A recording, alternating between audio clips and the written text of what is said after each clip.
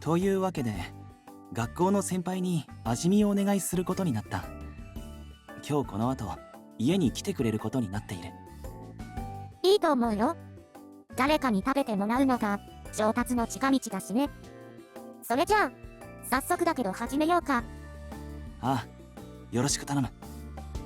手順としては基本的にレシピ通りに進めていこうと思う。だが昨日一人でやっていた時も慣れないところやうまくできないところがたくさんあった。そういう時ミクにアドバイスをもらいたいと思っているんだ。わかった。じゃあレシピを見せてもらってもいいかな。ああ、これなんだが。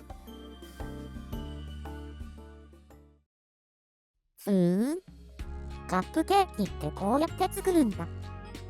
なるほどね。それで昨日トウヤが作った時はどんな風になっちゃったの？そうだな、出来上がったものはレシピの写真と違ってあまり膨らんでいなかった。それだけでなく食べた時の食感ももそもそとした硬いものになってしまっていたんだ。もそもそか。確かにメイコもシフォン系のカップケーキはふんわり感が大事だって言ってた気がする。やはりそうなのか。でもそれなら失敗しちゃったのは混ぜ方に問題があるのかもね。混ぜ方？お菓子って生地の混ぜ方で膨らみが変わってきちゃうんだって。あんまり生地を混ぜすぎると全然膨らまないとか、そういうこともあるらしいし。なるほど、そうだったのか。俺は一体いつまで混ぜればいいんだ。確かに思い返してみれば俺は訳も分からずただひたすら混ぜ続けていた気がするな。そういうことなら今度はあんまり混ぜない方がいいかもね。どうやって丁寧にやりすぎるところありそうだし。今から作るのは本当にちょっとだけ混ぜるとかでいいんじゃないかな。例えばそうだな、2、3回だけにするとか。さすがにそれでは生地が混ざりきらないんじゃないか。大事なのは回数じゃないと思うよ。少なくてもしっかり混ぜることはできると思う。なるほど。あとはそうだ、ベーキングパウダーっていうのをもっと入れてみたら？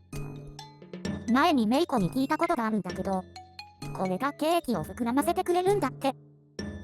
この粉にはそんな意味があったのか。だがレシピと違う量を入れてもいいのか。それはお好みなんじゃないかな。ほら、コーヒーでもどれだけ砂糖を入れるかは人それぞれでしょ。ベーキングパウダーだってもっと膨らませたかったらその分多く入れればいいんだよ。確かにそうかもしれないな。そういえばこのレシピにはいろんなアレンジの方法も載ってるみたいだけど、そういうのってやってみるつもりなの？ああ、慣れてきたら挑戦してみようと思って材料だけは買っているが。そしたらそれも入れてみようよ。慣れてきたらなんて言ってたらいつまで経ってもできるようにならないよ。それは正直いきなりアレンジに挑戦することに不安はある。だが挑戦してみなければできるようにならないというのも確かだ。それに今はミクという先生もいる。そうだな、やってみようと思う。ではミク、よろしく頼む。俺のやり方に間違っている箇所があればすぐ指摘してくれ。任せて。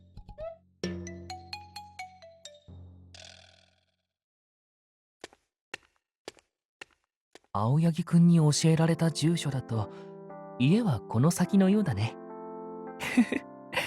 お菓子作りは順調にいっているかな。どんなものが出てくるのか楽しみだ。それにしても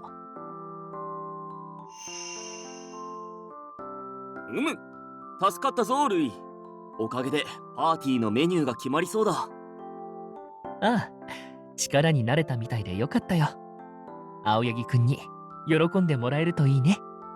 ああ、そうだな。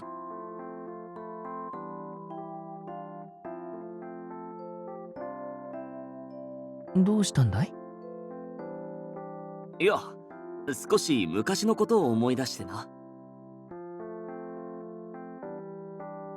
実を言うと、東野は昔あまり笑わないやつだったんだ。いつもどこか怯えて不安がっていた。今はもう随分変わったとはいえ、やはり兄貴分として東野にはもっと笑顔でいてほしいと思うのだ。なるほど。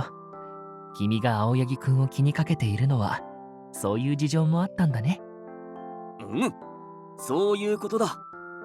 だからこそ今度のパーティーでは東野が思わず笑顔になるような渾身の料理を用意してみせるぞ。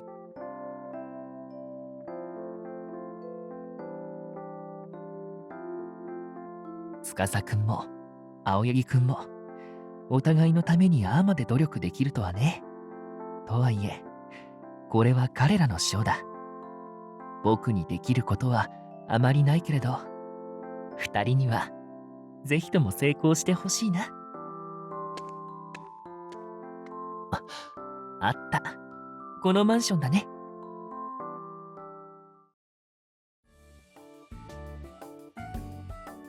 上白先輩、今日は来てくださってありがとうございます。ああ、こちらこそお招きいただきありがとう。もうすでにお菓子の甘い香りがしてきているね。あ、そうですね。ちょうどもうすぐ焼き上がるところです。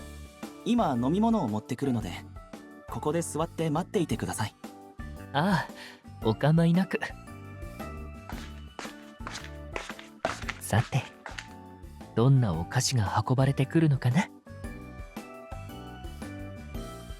ケーキ、もうすぐ焼き上がりそう。どんな風になってるかな。どうや、すごく真剣だったな。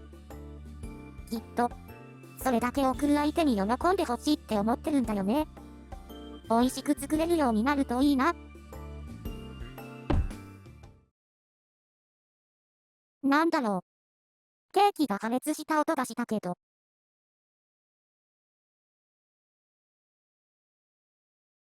きっと、元気が有り余ってるんだね。